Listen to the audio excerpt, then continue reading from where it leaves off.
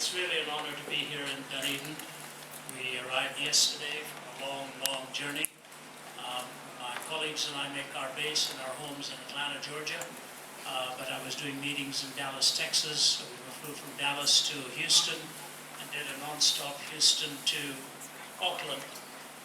We all had birthdays along the way, because it took that long to get there, and then we waited about 3 hours and we connected here to come to Dunedin. I've been in your beautiful country many, many times, but never in the South Island, so this is my first. And really, it's a privilege to be here because many of you may never have heard of the name of F.W. Borum, B-O-R-E-H-A-M, one of the most prolific English essayists of the 20th century. He wrote 55 volumes of essays, and his first church that he pastored beginning in his 20s was in Mosgiel. I've got all of his books in my library, and people around the globe who know Borum just know the legendary character that he was in writing. He died in 1959, and just before he passed away, he had the privilege of meeting Billy Graham. And Billy Graham's wife, Ruth, was a big fan of Borum. We used to exchange his books. And I'll never forget the interaction Billy Graham had with F.W. Borum. And he being of English stock, and Graham, of course, the American evangelist speaking to the masses. So Graham looked at him at that time, and Graham was in his early 40s then, and he said, "Mr. Borum, would you give me any advice as a young speaker that is getting all these invitations all over the globe?" And Borum said to him, "I do not believe I'm qualified to give you any advice." So Dr. Graham insisted, "Please give me some advice." He said, "I'm not qualified to do that." He said, "At least tell me one thing that you'd like me to remember." And he looked at Billy Graham and said to him, "You give it all away too soon."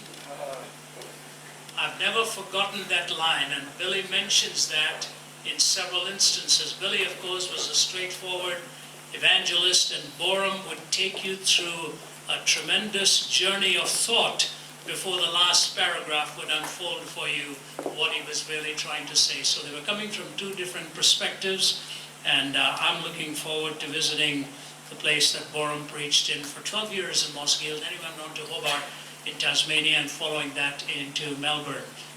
If you have never read any of his essays, I urge you to. It'll be very difficult to get his books now. Once upon a time, you could buy them fairly cheap in used bookstores. I hear now they can go for hundreds of dollars. Yes. All of his books are in the Mosgiel Library. Do they loan them out to the United States too? All right.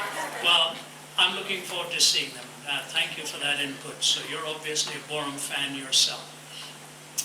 Talking about this subject of love and how we even find an ontic referent. How do we find the point of reference for these terms that we use? And the subtitle is really In Search of Absolutes, which is fascinating because love is considered by many worldviews to be the supreme ethic, and yet we are looking for absolutes in this day and this age.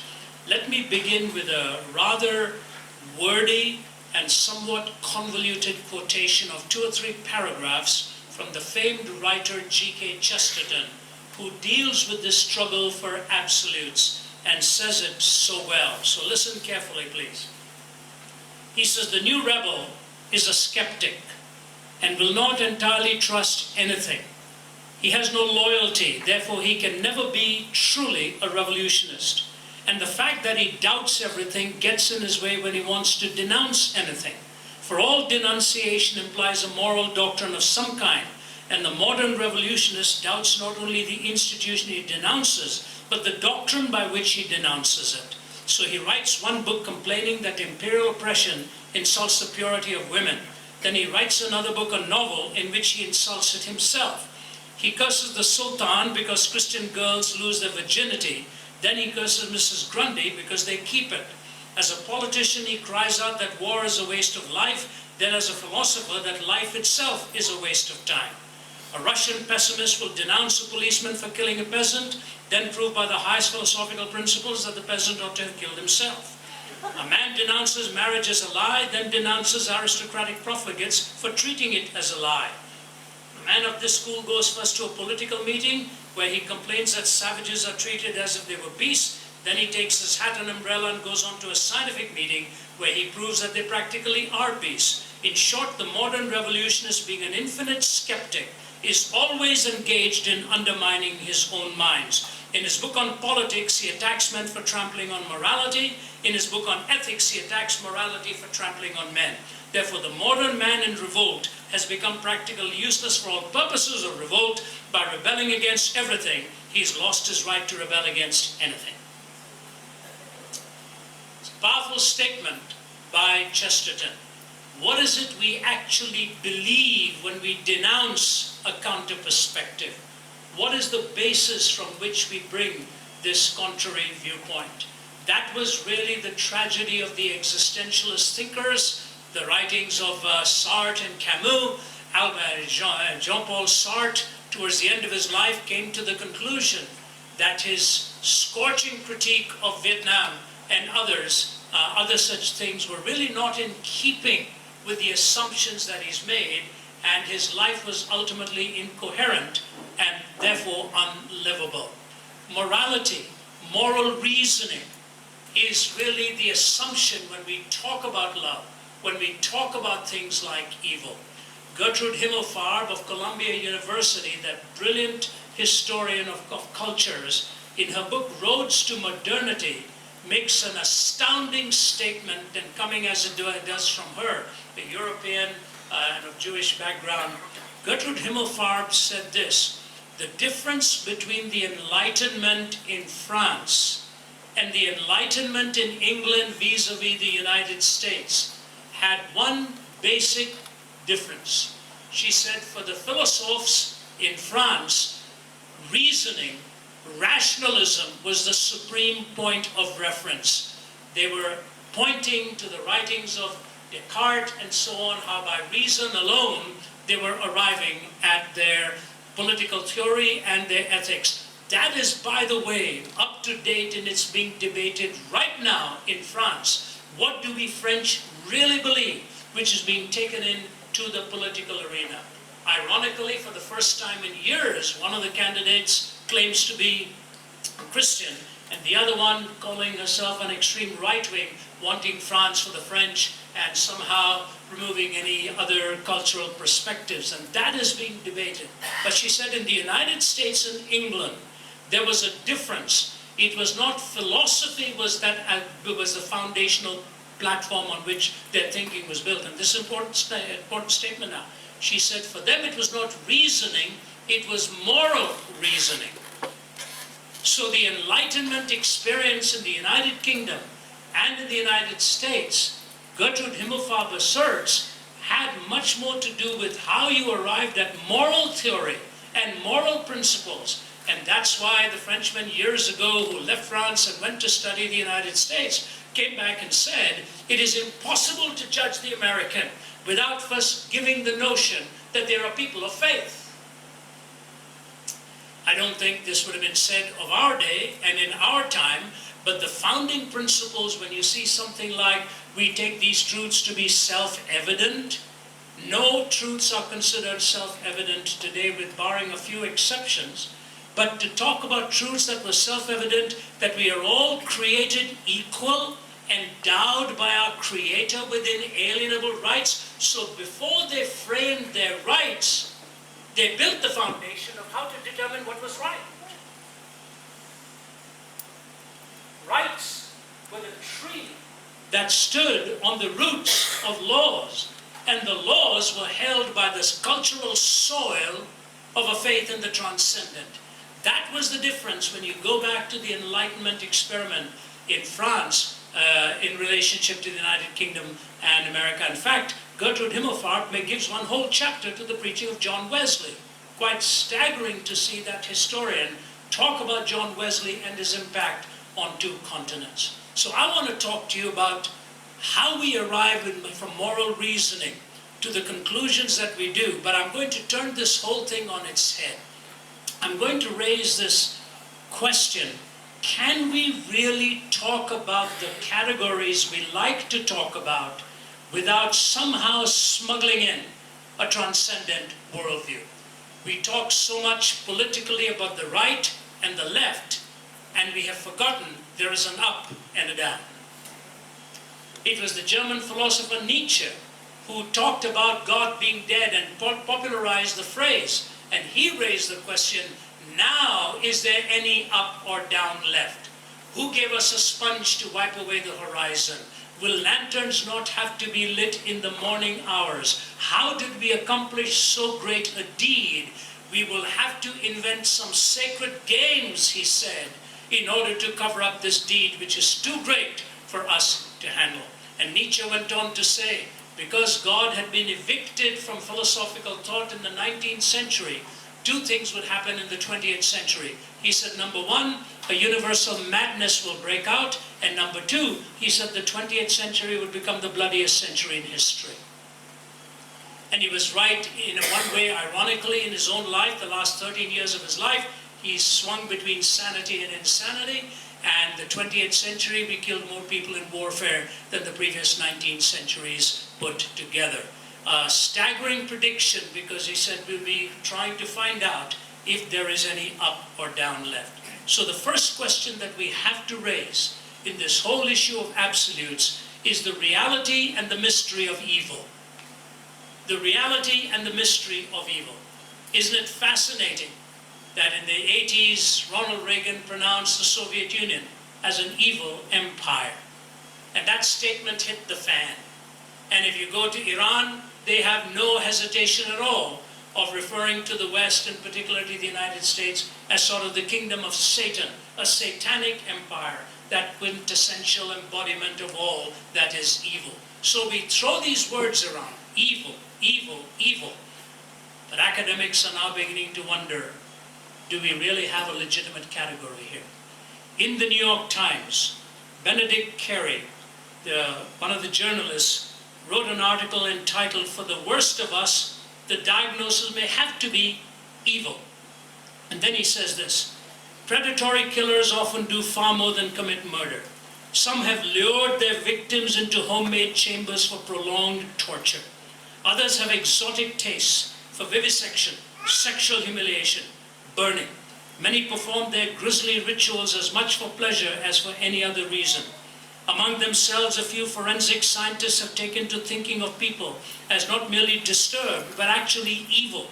Evil in that their deliberate, habitual savagery defies any psychological explanation or attempt at treatment. Most psychiatrists assiduously avoid the word evil, contending that its use would precipitate a dangerous slide from clinical to moral judgment that could put people on death row unnecessarily and obscure the understanding of violent criminals."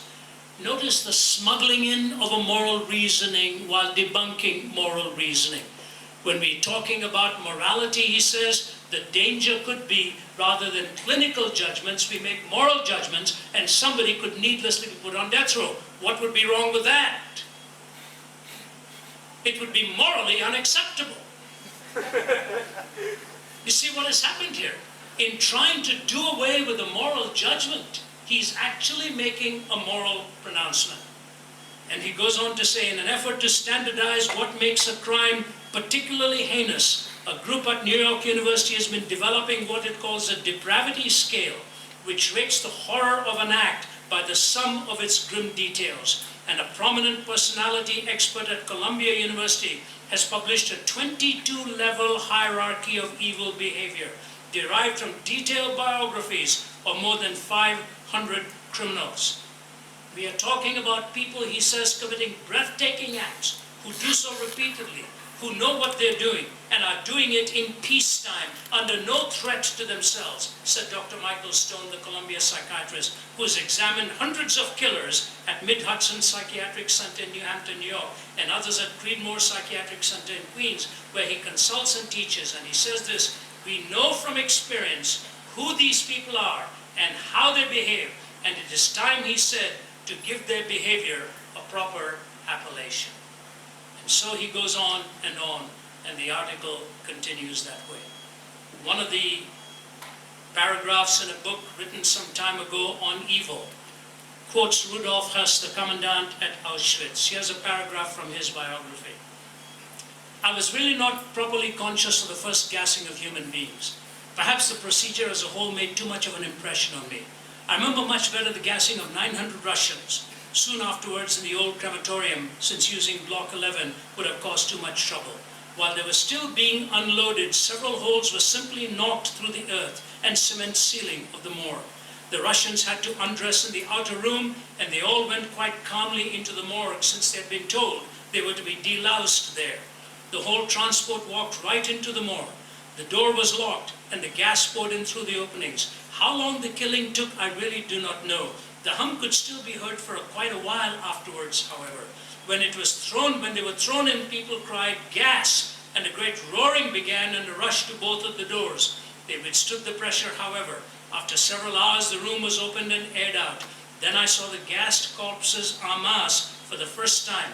But I must be frank, this gassing had a calming effect on me, since the mass extermination of the Jews was about to begin, and neither Eichmann nor myself knew what method of killing might be used on the expected masses. Now we had discovered the gas and the procedure as well. Nonchalant description. These are the kinds of things these psychiatrists are reading, discussing, and then coming to the question, is this evil or is it not? My colleague Os Guinness, in his book Unspeakable, has a powerful quotation from Ravi Zacharias, the Canadian general who was there with the NATO forces trying to prevent a greater massacre in Rwanda. And he named one world leader, I shall not name him, who came in a plane and kept the engines running so that he could take about a 20-minute look at the situation and then tell the world that he now was there and saw what was happening. And when he got back onto his plane, he basically said, I really didn't know it was this bad. Here's what Ravi Zacharias, the Canadian general, says. Didn't know. Didn't know. I spent my entire life in NATO. I know NATO planes were overhead and knew what was happening. Now I am haunted by dreams, by the eyes of thousands and thousands of Africans, disembodied, staring out of the African darkness. You can't just walk away from something like that and saying you did what you could. You can't just Pontius Pilate 800,000 people. You can't Pontius Pilate 800,000 people. You take the secular writers, Thomas Hobbes, Voltaire, Hume, Jean-Jacques Rousseau, all of them. If I had the time, I could give you one quotation after another, where they all admitted that the real problem is in here, but we do not know what to call it. That the real problem is in here, but we do not know what to call it. And so I raise my first question. Can you talk of evil without assuming a moral framework? Can you talk of evil without assuming a moral framework? And can you really talk of education without first looking inside the human heart and what it actually contains? Can we educate people without first understanding what the human mind is all about? An absolute we look for in evil. The other absolute we look for in justice. If you go to any United Nations session, they're always talking about justice, justice, justice. A 14-year-old boy from Bosnia wrote this years ago during the slaughter there. So many people have been killed fighting for justice. What justice? Do they know what they're really fighting for? The weather's getting colder now. No longer can you hear the singing of birds, only the sound of children crying for a lost mother or father or brother or sister. We are children without a country and without hope. Whose justice? Aristotle, writing centuries ago, said this: justice alone of all the virtues is thought to be another man's good, because it is related to our neighbor. For it does not what is advantageous, but it does what is advantageous to another, either a ruler or a co-partner. And the worst man is he who exercises wickedness both towards himself and towards his friend. And the best man is not he who exercises virtue towards himself, but he who exercises it towards another. For this is a difficult task. Justice in this sense then is not part of virtue, but virtue entire, nor is the contrary injustice a part of vice, but a vice entire. So justice, says he, is virtue in its entirety. Injustice, says he, is vice in its entirety. And as you well know, the big Greek philosophers talked a lot about virtue, and they talked a lot about justice. It is fascinating, when Moses gave the law, he gave 613 laws. David reduced them to 15. Isaiah reduced them to 11. And Micah reduced them to 3. To do justice, to love mercy, and to walk humbly before your God. When Jesus was asked to reduce it to 1, he didn't. He reduced it to 2. To love your neighbor, to love the Lord your God with all your heart and all your soul and all your mind and all your strength, and to love your neighbor as yourself. There was the up and the down. That took you to the right and the left. Because of the first, the second was firmly rooted. Without the first, the second was standing with its feet firmly planted in midair. To love the Lord your God with all your heart and all your mind and all your soul, and to love your neighbor as yourself. He said, on these two hang all of the commandments and all of the prophets. 613 of them. 611 of them stood on these two. You take these two away, and the rest of them disappear. Can you really talk of justice unless you know the justifiable source for all law? Can you really talk of justice unless we know the justifiable source of all moral law? Some years ago, the famous the American football player running back, O.J. Simpson, was arrested for breaking the neck of his wife and brutally killing her. The evidence was overwhelming. But they had a brilliant bunch of lawyers who somehow got him off the hook. Fate had a different view in mind, and ultimately he ended up in prison and is there now for a different reason. But recently, one of the journalists on the news channel looked at Robert Shapiro, who was the lead lawyer, and said, Mr. Shapiro, I want to ask you something. In the judgment passed out for O.J. Simpson when he was exonerated from that murder, do you believe justice was done? He looked at her and he said, Megan, there is moral justice and there is legal justice. Legal justice was done. I'd be curious to know if Mr. Shapiro's daughter had had her neck broken and brutally murdered, would his answer have been the same? See, what is really happening is we no longer have a justifiable source of moral law.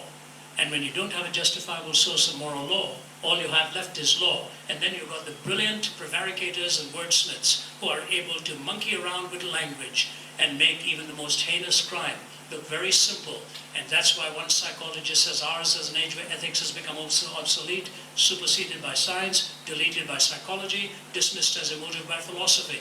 It is drowned in compassion, retreats before relativism. The usual moral distinctions between good and bad are simply drowned in a maudlin emotion in which we feel more sympathy for the murderer than for the murdered, for the adulterer than for the betrayed, and in which we have actually begun to believe the real guilty party, the one who somehow caused it all, is the victim and not the perpetrator of the crime. So we have the inversion of law. So I ask this, can you talk about evil without assuming moral framework? Can you really talk about justice without invoking some kind of a moral law on which to build it? And then we get to the third, which is love. Love. Country music would not exist if it weren't for love. Indian movies wouldn't exist if it weren't for love. It's just fascinating. In India, when I was growing up, if you were caught looking at a girl, you'd be scolded. Forget holding hands. In fact, when I left India, I was 20 years old, I was raised there, did my early university studies there. The movies, there was no kissing on the Indian screen. The fellow would always chase the girl around trees, and by the time he would catch up with her, the song would be over and the scene would change. So an Indian comedian was asked, what is the difference between love on the Western screen and love on the Indian screen? His answer was in one word, trees. I don't know, I don't see too many Indian movies now. I doubt that is still true. But the fact of the matter is, the movies, literature, take away the theme of love, and you will have a huge diminishing of the poundage in literature and what the eye gate has to say. I have a grandson who's 5 years old, Jude. My daughter Naomi has 3. When he was 4.5, my daughter Naomi is a wee little one. She works with the rescuing women out of the sex trafficking industry and children with AIDS. She heads up an arm of our ministry called Wellspring International.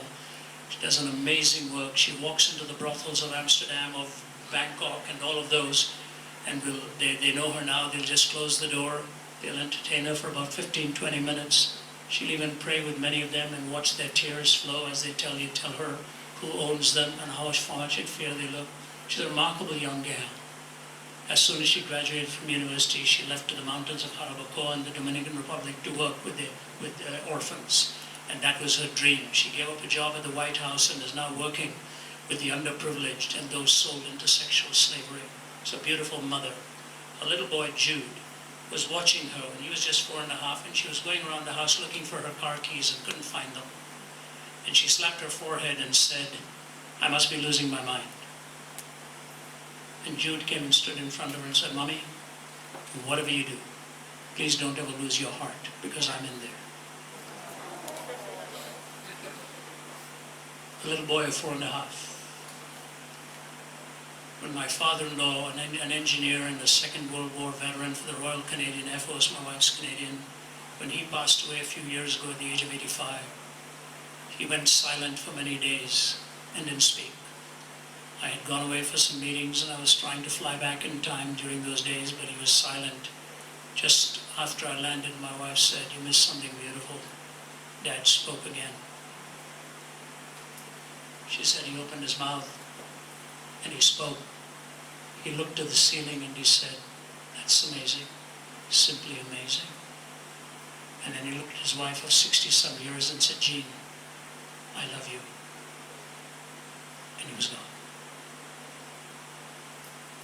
Yeah, a 4.5-year-old tells his mother, "Don't lose your heart, I'm in there." You have an 85-year-old who bids this world goodbye, telling his wife how much he loved her. He don't have the trust. In English, we are somewhat impoverished because we use one word, love. I love my car, I love my dog, I love my family. Same word. The Greeks knew better. They had 4 words for love. Agape, love of God. Storge, protective love or parental love. Phileo, friendship or brotherly love. Eros, romantic love. Agape, storge, phileo, eros. And the 3 of those become meaningless if they don't hang on the peg of the first. If you're not giving intrinsic worth, an essential worth, love, there is no way to define it in our pluralistic culture. You see it again and again and again. To the Judeo-Christian worldview, love is defined on the basis of who God is and what He desires for you and for me. And love is a theme throughout the Holy Scriptures. And the verse that people know most is that God so loved the world that He gave His only begotten Son, that whosoever believes in Him should not perish but have everlasting life. If you take those 30-some words, you'll see that the starting point is filial. You'll see the transaction is eternal. The goal is relational, but it ultimately all hangs on the legal. There is a moral law. And that law of love, he says, cannot be broken. G.K. Chesterton says free love is a black and white contradiction in 2 words. Love was never meant to be free. It is the nature of love to bind itself. And an average person just takes the partner at word when they say, "I do." They're praying that he will. The volition is involved, and love is that beautiful thing. I have to admit, somebody asked me last night in the open forum how I've handled traveling for 45 years. I don't like to get carried away because I get emotional about that. It's been tough. It's been tough. I committed my life to be an itinerant speaker when I was in my 20s, and did my studies and all and stayed course. And now I've been on the road for over 40 years. And it's been tough. But there's only 2 things at which I struggle. The love to which I am called on this earth, and the love of God that rescued me when I was on the bed of suicide at the age of 17 in Delhi. And wherever I go, in every university campus, when I talk about my suicide experience, there's never a meeting but that somebody will come and say to me, I wrestle with the same thing you wrestled with when you were 17, how to end my life. My colleague Sanj is here. He was telling me, he was reading an email this morning. He's here while one of his friend's wife just hanged herself, little children, and took her life. In Belgium, the suicide rate is so high, they've given it a new term, opting out of life. They don't say another suicide, they say another so many opted out of life. When you have love, when you're committed to love, when you enjoy the beauty of love, suicide is not an option, because you know God loves you, and you know your commitment of love to your family and their commitment to you is something that can take you through every winding path. So I refresh your memory here, and I ask you this. Can you really talk about evil without invoking moral framework? Can you talk about justice without a justifiable source of moral law? Can you really talk about love without assuming intrinsic worth? And the last thing I say to you is, we look for an absolute and a ground also then for forgiveness. We've all blown it. Every one of us has blown it. And we talk about grace. We talk about forgiveness. What is the grounds of it? Do you realize what's happening in the Middle East goes back for 5,000 years, a story of two brothers? And what you watch and what you see in the Middle East is the logic of unforgiveness at work. Nobody's willing to forgive the other. What would ever happen if two enemies sat across a table and one said to the other, I forgive you. Will you forgive me? And try to build this world with better and more noble instincts rather than all the baser instincts that provoke us. Forgiveness. And so as I bring this to a close, I think of a poem, but I want to close with a thought after that. A teacher wrote this, an elementary school teacher. He came to my desk with a quivering lip. The lesson was done. Have you a new sheet for me, dear teacher? I've spoiled this one. I took his sheet, all soiled and blotted, and I gave him a new one all unspotted, and into his tired heart I cried, do better now, my child. I went to the throne with a trembling heart, the day was done. Have you a new day for me, dear master? I've spoiled this one. He took my day all soiled and blotted, gave me a new one all unspotted, and into my tired heart he cried, do better now, my child. Think about this. Evil, justice, love, forgiveness. We're looking for absolutes here.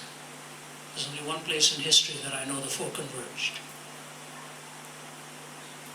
They converged on a hill called Calvary,